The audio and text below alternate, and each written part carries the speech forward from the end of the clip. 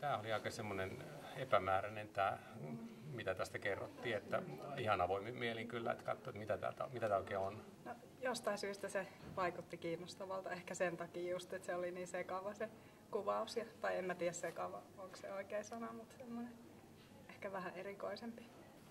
Mä ihan vaan randomilla valitsin tämän, että mulla ei ole millään tavalla tuttu mikään.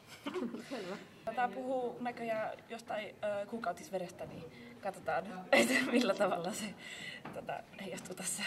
Heijastuuko?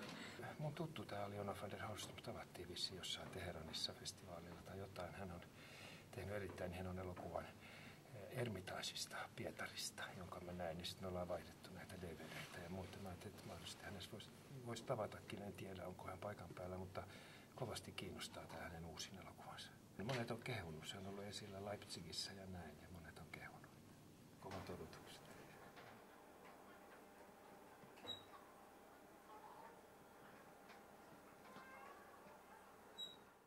Kyllä se vähän oli poikittaista mailaa tuossa aluksi niin kuin miehelle, että tuntuu, että onko tämä nyt niin kuin kosketuspintaa.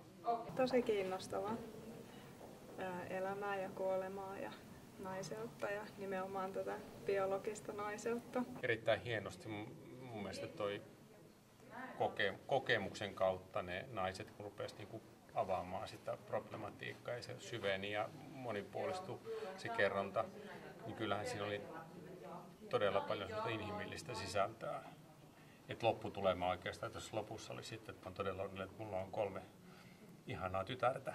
No se ei ollut yhtään yhtä pelottava kuin mä ajattelin. Mä ajattelin, että se on joku, en mä tiedä, että siinä on jotain tosi ällöttävää tai jotain sellaista, mutta sitten se olikin tosi kaunis. Ja semmoinen juttu, mikä tuossa nyt oli, en tiedä oliko ohjaaja tarkoituksella sitä tehnyt, mutta hän oli kuvannut aika paljon käsiä.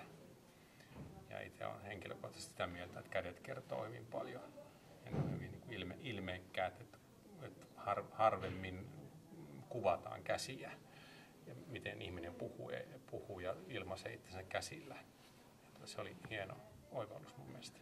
Tässä on myös se hyvä juttu, että meillä ei ole näitä hajuefektejä tässä, niin sitten me ei ehkä saatu niitä huonoja puolia sitten siinä. Pidin tosi paljon, mutta kyllä siinä tuli niin monta teemaa. Tuntui, että tavallaan hirveän monta tasoa ja paljon asioita oli ympätty samaan elokuvaan, mikä ei ollut mitenkään huono asia, mutta tuntuu, että sitä varmaan prosessoi vielä aika pitkään. No, mulla jäi erityisesti mieleen se yksi lause, kun se sanoi, että kuukautisveri on ainoa veri, joka ei ole negatiivinen. Sitten mä rupesin miettimään sitä, että se on totta kyllä. Tai siis, että kaikki muu veri liittyy aina johonkin joko kuolemaan tai sitten johonkin onnettomuuteen tai johon tällaiseen. Mä jäin miettimään sitä.